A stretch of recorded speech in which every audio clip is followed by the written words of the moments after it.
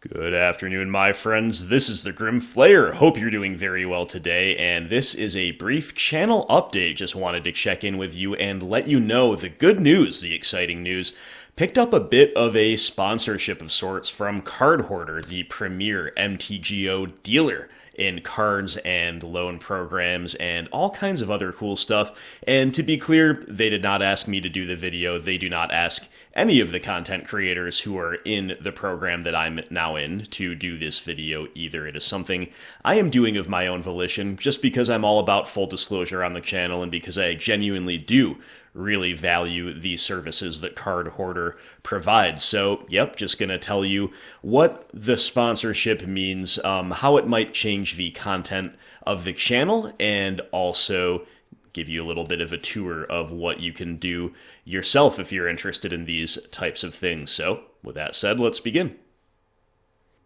Alright guys, so I'm now part of the Cardhoarder Network, which is basically a loan program or a rental program that is designed for content creators to help their content grow, and the stated mission of this program that Cardhoarder has instituted is to basically help the Magic Online community get better, because as streamers and content creators, we are to some degree by definition limited by access to cards in one way or another. And, no matter how big your collection is or how much disposable income you have, there is an upper limit. So the ability to borrow cards, to loan cards out, definitely kind of takes off the chains, if you will. And that's something that Cardhoarder has generously opted to include me in. So thank you very much for that. And here's an example of something I did today. I really like the deck Humans always have from a distance. It is nothing I ever even considered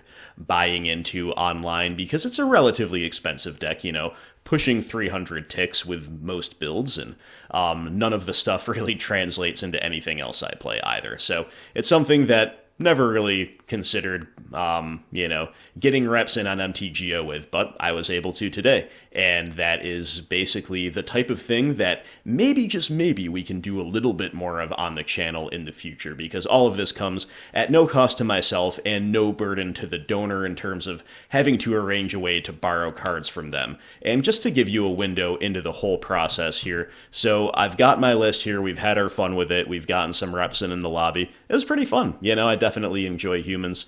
I was brewing them before they were a thing, before I was even much of a modern player, and before cards like Kitesail Freebooter and Unclaimed Territory were printed, which really enabled 5-color Humans. I was brewing 3-4-color Collected Company decks, so I've loved the tribe for a long time. But anyway, we've had our fun, now we're going to return the order, and it's just about as easy as you can imagine. You're going to your loan program tab, click return this order, and then instantaneously the Cardhoarder bot, the pickup bot, will message you because, hey, they need those cards back. Somebody else is going to buy or borrow them next, right? So back over here, and as you can see, I've got my whole list ready to go. We'll hit yes, and the only reason I'm showing you this is because I myself might have hesitated, before joining a loan program, for example, because one of the things I would wonder is how burdensome is it really to acquire the cards and to trade them back? Is this going to take like half of my day's worth of playtime up just to get the cards here and back again? But it really doesn't.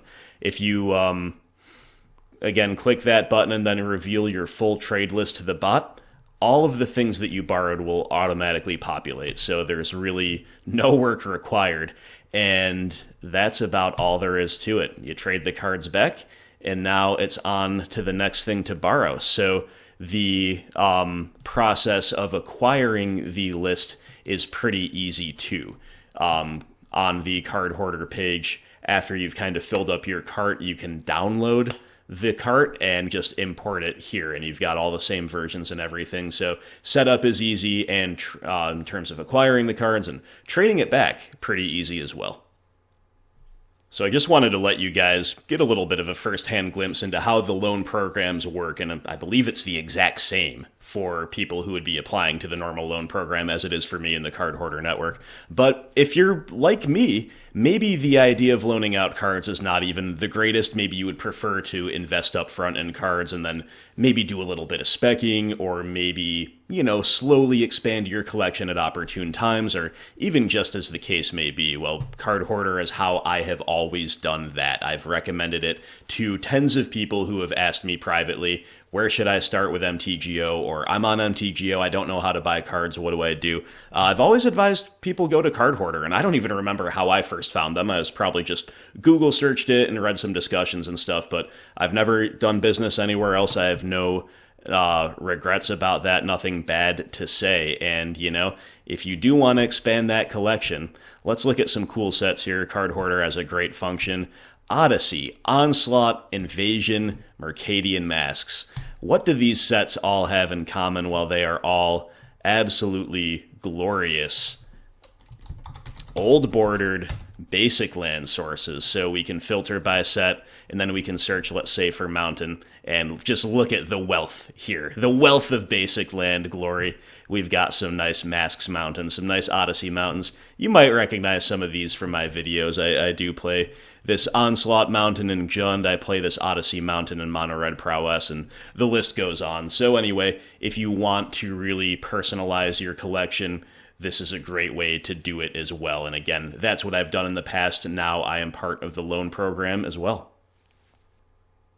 Alright guys, so what does all that mean for the channel? Well, among other things, it means that I have the ability to much more easily test decks that I might not know my way around otherwise. And I understand there are other ways you can do that. There are certain applications online, there are proxies, etc. But being able to test on MTGO software, it simulates the real experience of playing in a league. It also makes sure that you're not missing anything, because all the triggers automatically come up. There's no way you can misinterpret those.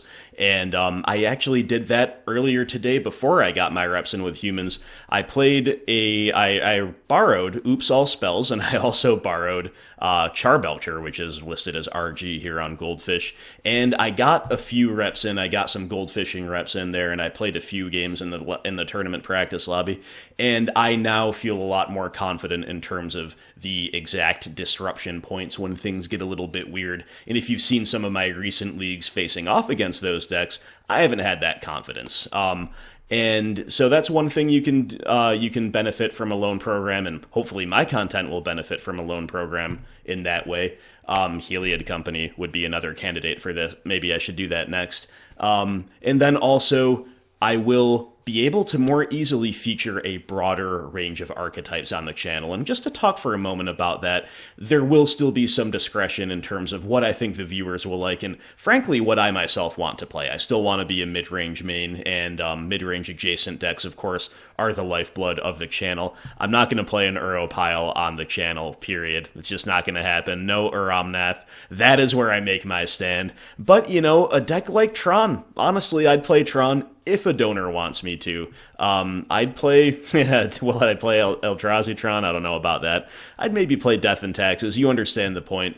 My thinking here is that it will be cool to see maybe a deck like Tron or a deck like Humans from a mid-range mains perspective. What I don't want to do is get too far into the weeds with stuff that's really complicated with a really high barrier to entry, because I don't have the time to learn that stuff. And while it might be interesting to see Tron or Humans, where I'm not as good as experienced players, but also maybe where my mid-range instincts could kick in and I could see things from a different angle, that's not really going to translate to decks that are really complicated where I don't even have the fundamentals down, right? So, as always, what I bring you as far as content will be at the discretion of the donors, of the people who earn the leagues. But now, maybe we could play Burn one day. The list goes on. Things of this nature. Maybe we could play some mill. I would definitely get into a mill league. So you understand the point here, I hope. And that's basically what the update is all about. Alright guys, well thanks for watching, thanks for being with me through thick and thin. The only reason I was able to qualify to be accepted into this Cardhoarder Network is because of the support and the views and the subscriptions and everything else that you all have been so kind to give me here on the channel. I have the metrics to prove that I have an audience, and therefore I am eligible for this loan program, which in turn I hope can benefit both myself and the audience as well. So thanks again to everybody supporting the channel in any way you can, and I will see you for the next video. Have a wonderful day. I will talk to you soon. Oh, and major thanks to Cardhoarder for this really cool program for the sponsorship. We love to see it.